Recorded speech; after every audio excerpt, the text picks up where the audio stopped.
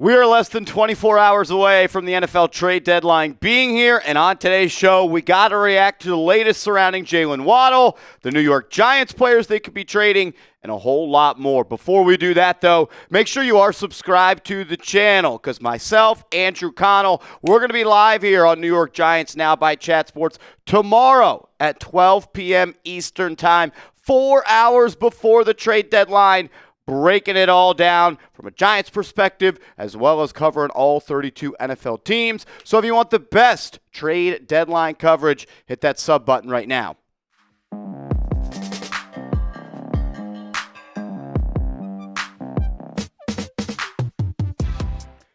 I am your host, Marshall Green, and you are watching New York Giants Now by Chat Sports. We'll talk about some Giants trade rumors, about the players they have, some trade candidates, and we got to talk about Howie Roseman making a big-time deal, as you kind of saw the way a team that wants to win operates and where the New York Giants are at, and maybe they can get there one day. A major trade going down with the Eagles and the Dolphins. Speaking of the Dolphins, they fired their GM following their loss on Thursday Night Football, and there's been a lot of speculation about, does that mean Jaylen Waddle is available?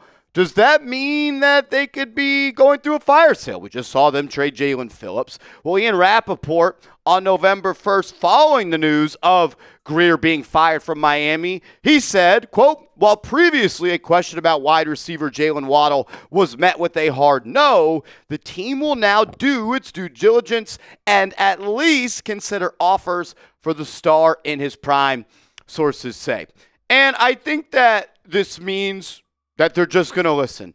I don't necessarily think that they are going to trade Jaylen Waddle, and it's fun to speculate about it. The Giants need a receiver. There was reports coming out of SNY from Connor Hughes that Joe Schoen was going to be going big game hunting, and I think that there was a lot of truth to that.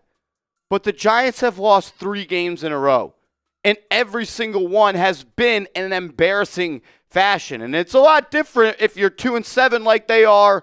Maybe if you were 4-5. The Giants were 4-5. I would say, yeah, go get Jaylen Waddle, because you know your GM will be here. I think there's uncertainty surrounding Joe Schoen, and I don't think he should even be allowed to go out and make a trade, and I don't even think it's really going to happen. Adam Schefter said this about Jaylen Waddle at all being traded, quote, Dolphins would be expected to ask for, in the words of one source, a 1+ in any potential trade for Jaylen Waddle, meaning they would believe they would have to receive a first-round pick plus other compensation. A trade for Waddle is considered highly unlikely. And look, I don't think it's going to happen at this point. I was all in on Waddle. I was even willing to overpay just a little bit, but I never really thought it made the most sense for the Miami Dolphins to trade him. He's just a player on a bad team, and like we're going through right now, we're seeing players on our team being mentioned in trade rumors. And I want to bring this back to why I don't want Joe Schoen to go out and make that move, while I also wrestle with the fact of you should always be trying to add good football players to your team, and trading for Jaylen Waddle right now, even that next general manager or head coach, they're going to be happy Waddle is on this football team. But if it's a 1+ for Waddle, which, you know what, I think makes some sense. He's not a wide receiver 1 in my opinion, a really good wide receiver 2. You have the 5th overall pick.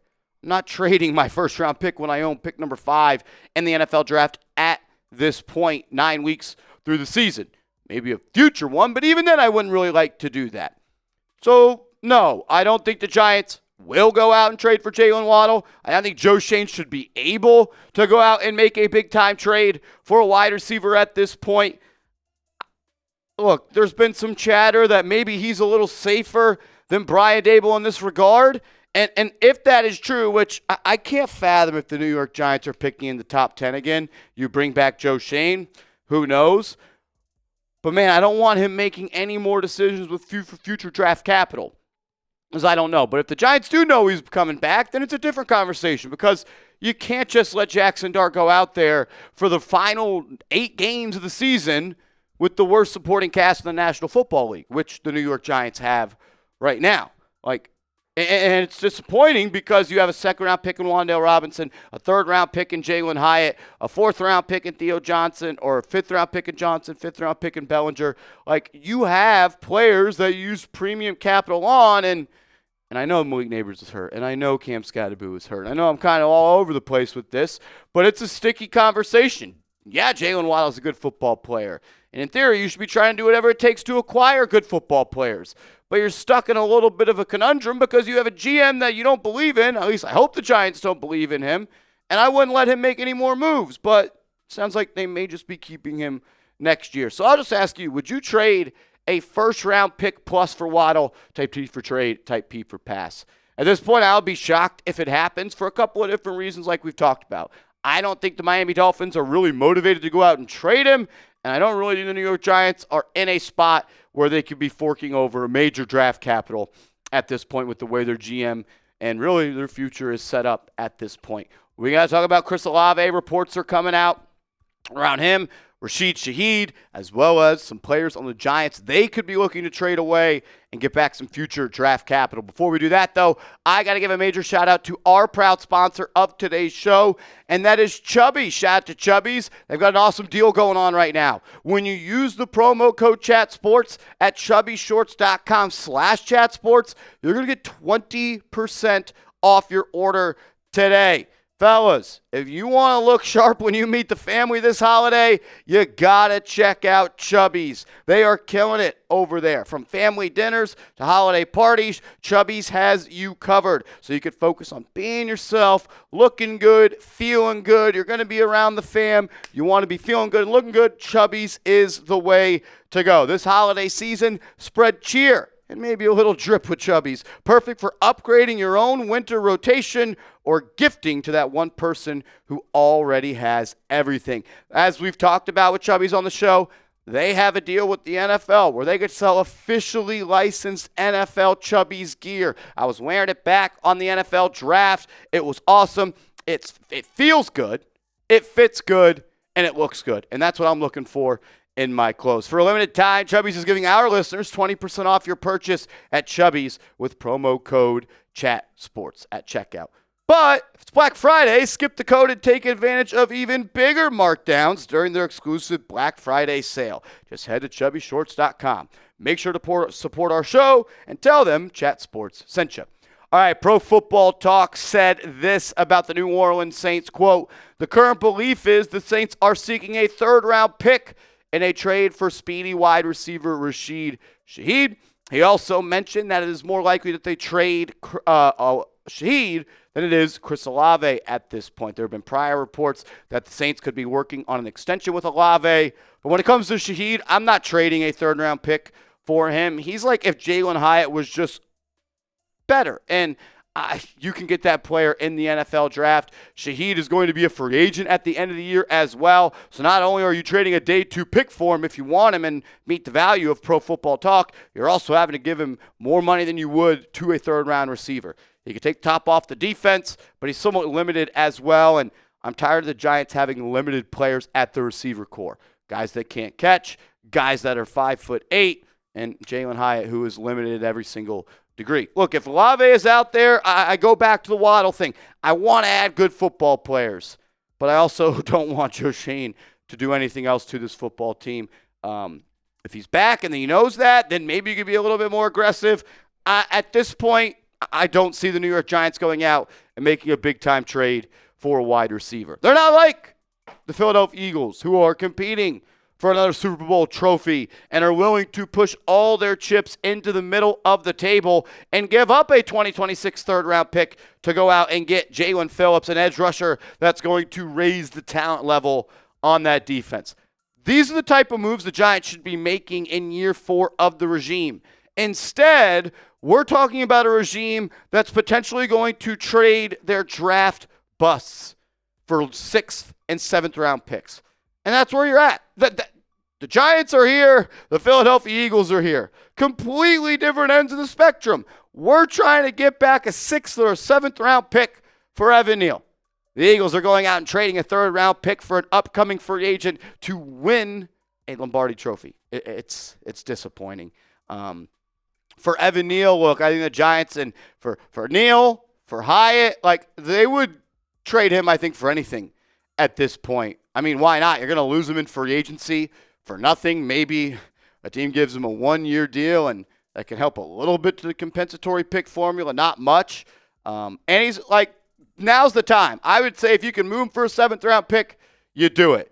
Thing is, does the team want him for 8 more games this year? And to pay him the contract that he's on at a rookie scale deal for a 1st-round pick.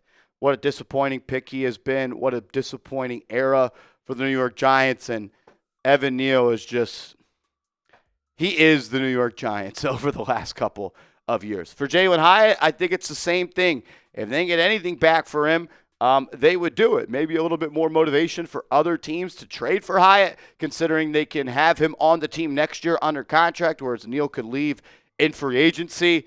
I mean, the Giants had Jalin Hyatt at kick returner yesterday, and he said he hadn't done that since high school. So they're doing anything they can to get any sort of production out of him and maybe even showcase him before tomorrow's trade deadline. I don't see this being turned around with him and the Giants, and I think at this point you just trade him. I kind of lean towards also trading Deonte Banks for just about anything. Like, I don't think he has the mindset of a winner in this league. I think that he wants to beat to his own drum. He wants to do the things he wants to do his way instead of doing whatever it takes to win. And I just don't think you build a football team around that player. So I would pretty much trade him for everything. But there is a little voice in the back of my head that says maybe with a new head coach, you can get some talent out of the 1st-round pick. But he's also on DB coach number 2. And he's on defensive coordinator number 2. Like, is it going to be the 3rd DB coach and the 3rd defensive coordinator and the 2nd head coach and 4 seasons to get the most out of Deonte Banks? I don't know. Maybe you don't rush to trade him now and you could trade him in the offseason, but I think the ship is starting to sail on his ability to be an impact player for the New York Giants. And same thing goes with Russell Wilson. Like, I appreciate what he did for this team. I thought he brought a professionalism to them in the offseason. I think he's been a hell of a teammate, and I think he's actually been supporting Jackson Dart in a lot better ways than we thought. And it's just kind of his shtick. He's always on the sideline, pumping people up, helping them off the ground. But the Minnesota Vikings call and say, we'll give you a 7th-round pick for Russell Wilson. I'm doing that. There's teams out there like the Vikings that are reportedly looking for a backup veteran quarterback. You're not bringing Russ back. Jameis is the QB2 next year behind Dart. If you can get anything for Russ, I'm doing it. On Kayvon Thibodeaux, look, I really like Kayvon. I think he's having his best year in the NFL, and I've said it 1,000 times on this show. Draft good players, develop them into better players, and retain those players. And I think you did draft a good player, and I think you have helped Kayvon develop a little bit, and I think he can be an impact player in this league. I just think it comes down to asset allocation, and I also get the fact you're trying to build an identity with a lot of talent on your defensive line. I just have a hard time believing you can pay Kayvon Thibodeaux $80 million. You can pay Brian Burns $150 million. You can pay Dexter Lawrence $100 million, who's also going to want a contract at the end of this year, as there's pretty much no more guaranteed money. And then you're giving Abdul Carter 3rd pick money, and you can't stop the run. Like, you pay the defensive line to get after the passer, but they also have to stop the run. Look, I'm not selling low on Kayvon. If a team like the Niners offers a 1st-round pick, I'm definitely going to listen. And it will be hard for me to say no. But, again, I also don't want Joe Schoen making a major decision if I think I'm going to fire him at the end of the year, like trading Kayvon, who maybe the next GM would want at this point. So that's where you're at. Like, you're a bad team. You're 2-7. You have bad ownership.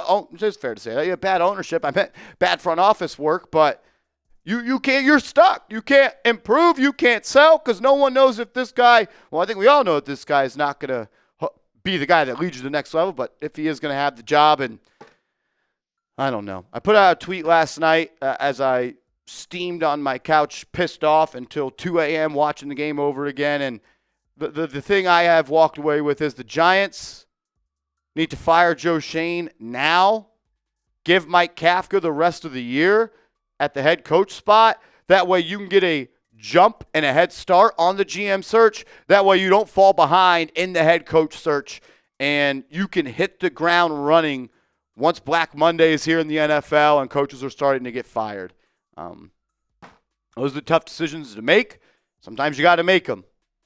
The easy decisions, are also right there as well. But we'll see what they do. Trade deadlines tomorrow. I know we covered a lot on today's show. We'll talk even more about Big Blue later, so subscribe and turn those notifications on.